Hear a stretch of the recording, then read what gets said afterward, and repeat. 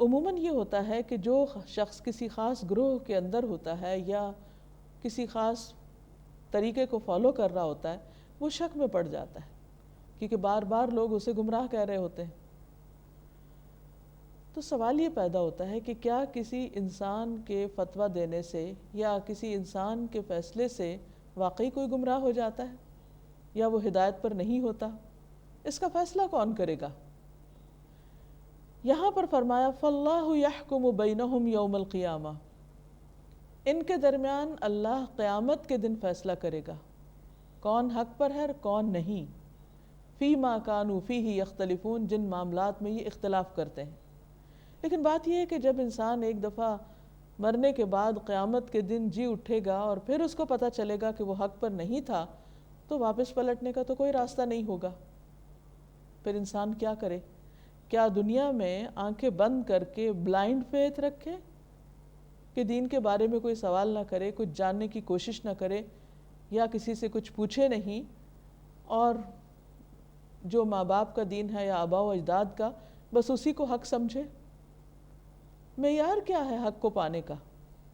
تو بات یہ ہے کہ معیار ہے کتاب و سنت۔ ہمارے لیے حق کو جانچنے اور پرکھنے کا معیار قرآن مجید میں ہے اور نبی صلی اللہ علیہ وسلم کی سنت میں۔ لیکن بات یہ کہ بعض ہر گروہ اسی بات کا دعویٰ کرتا ہے کہ وہ قرآن و سنت کو فالو کرتا ہے۔ یہاں بھی اللہ تعالیٰ فرماتے ہیں وَهُمْ يَتْلُونَ الْكِتَابَ، اور وہ کتاب بھی پڑھتے ہیں۔ تو ایسا بھی ہوتا ہے کہ بعض اوقات کتاب پڑھنے کے باوجود بھی انسان کتاب کو فالو نہیں کر رہا ہوتا، وہ اپنی خواہشات کو فالو کر رہا ہوتا ہے۔ وہ غیر متعصب ہو کر، ان بائسڈ ہو کر چیزوں کو نہیں دیکھتا، بلکہ دین کے معاملے میں جو راستہ اس کو آسان لگتا ہے یا جو اس کو پسند آتا ہے، بعض اوقات اسی کو وہ حق سمجھ کر اس کی پیروی شروع کر دیتا ہے۔ تو اس معاملے میں ہر انسان چونکہ اللہ کے سامنے جواب دہ ہے، فیصلہ اللہ کے ہاتھ میں ہے، اس لیے سوچ سمجھ کر فیصلہ کرے اور ہمیشہ اپنے آپ کو کھنگالے، جانچے اور پوچھے کہ میں کسی بھی چیز کی پیروی کیوں کر رہا ہوں، دلیل کیا ہے، کیا اللہ تعالیٰ نے یہ فرمایا ہے، اور پھر اس سے بڑھ کر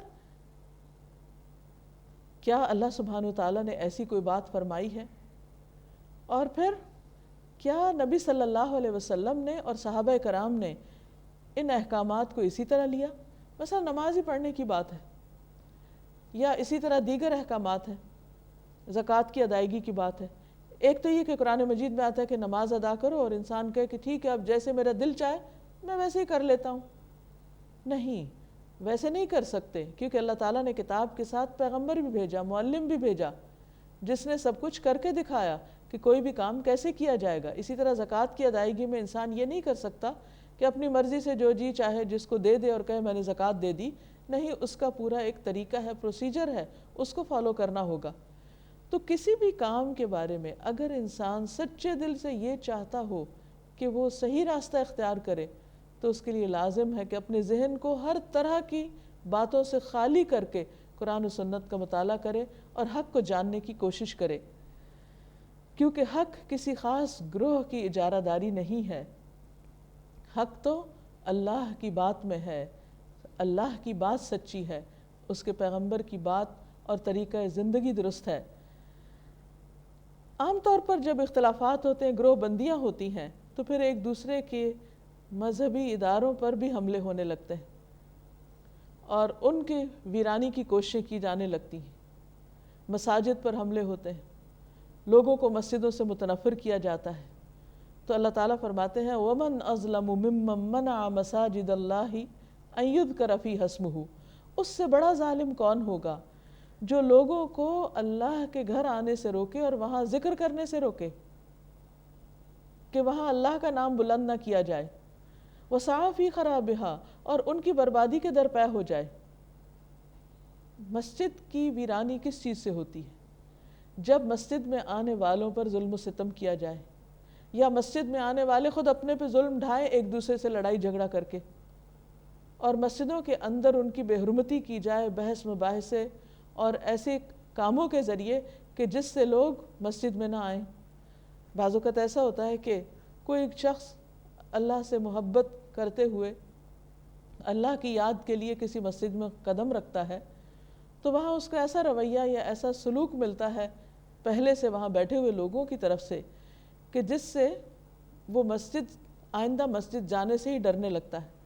تو بہت سے لوگ اللہ کے گھروں میں جانے سے ہی ڈرتے ہیں، لیکن سوال یہ پیدا ہوتا ہے کہ کیوں؟ کیونکہ انہیں ڈرایا گیا ہے، یا مسجد کے اندر انہیں وہ روحانیت نہیں ملی جس کی وہ توقع رکھتے تھے، کیونکہ مسجدوں کو لڑائی جھگڑے کا اکھاڑا بنا دیا گیا۔ تو ایسے تمام کاموں سے بچنا چاہیے، پرہیز کرنا چاہیے کہ جس کی وجہ سے مسجد کی حرمت یا اس کا تقدس پامال ہوتا ہو، خواہ وہ اس کی صفائی ستھرائی نہ کر کے، یا اس کی تعمیر و ترقی کی طرف سے غفلت برت کے، یا پھر اس کے اندر لوگوں کے آپس کے لڑائی جھگڑے فساد اور دوسروں کو گمراہ کرنے کے فتوے دے کر۔ تو یہاں پر فرمایا کہ یہ سب سے بڑا ظلم ہے کہ لوگوں کو اللہ کے گھروں سے دور کر دیا جائے۔ اولئک ما کان لہم ان یدخلوها الا خائفین، ان لوگوں کو حق نہ تھا مگر یہ کہ وہ اللہ کے گھر میں خشیت کے ساتھ، اللہ سے ڈرتے ہوئے داخل ہوں، عاجزی کے ساتھ۔ لہم فی الدنیا خزی، لیکن جو ایسا نہ کریں ان کے لیے کیا ہے؟ دنیا میں بھی رسوائی ہے۔ وَلَهُمْ فِي الْآخِرَةِ عَذَابٌ عَظِيمٌ، اور ان کے لیے آخرت میں بھی بہت بڑا عذاب ہے، کیونکہ اللہ کے گھر کی بے حرمتی کرنا اور اس کے ساتھ کھیلنا یہ کوئی معمولی بات نہیں ہے۔ مسجد شاعر اللہ میں سے ہے، اللہ کی نشانیوں میں سے ہے۔ یہ وہ جگہ ہیں، وہ عبادت گھر ہیں کہ جن کو دیکھ کر رب کی یاد آتی ہے۔ لہٰذا اگر کسی جگہ کو دیکھ کر لوگ رب کی یاد سے دور ہونے لگے تو پھر یہاں مقام فکر ہے، غور کرنا چاہیے کہ ایسا کیوں ہو رہا ہے۔ وَلِلَّهِ الْمَشْرِقُ وَالْمَغْرِبُ، اور اللہ ہی کے لیے ہے مشرق اور مغرب۔ فَأَيْنَمَا تُوَلُّوا، جدھر بھی تم منہ پھیرو گے، فَثَمَّ وَجْهُ اللَّهِ، وہیں اللہ کو پاؤ گے۔ یعنی اللہ سبحانہ وتعالیٰ کو بندوں پر قیاس نہ کرو۔ بندہ تو اگر مشرق میں ہے تو مغرب میں نہیں ہوگا، مغرب میں ہے تو مشرق کی طرف نہیں ہو سکتا، ایک وقت میں ایک ہی جگہ پر ہوگا۔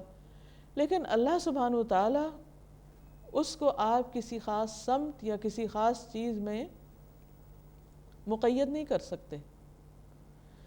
اس لیے یہاں پر فرمایا کہ فَأَيْنَمَا تُوَلُّوا، جہاں بھی اللہ کی عبادت کرنے کے لیے جدھر بھی رخ پھیرو گے تو اللہ کو پاؤ گے۔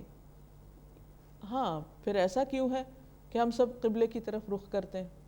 یہ صرف تنظیمی ضرورت کے تحت ہے، اتحاد پیدا کرنے کے لیے، مسلمانوں کی صفوں میں ڈسپلن کے لیے، ورنہ اس کا یہ مطلب نہیں کہ اللہ سبحانہ وتعالیٰ کسی مخصوص ڈائریکشن کی طرف منہ کر کے ہی ملتے ہیں۔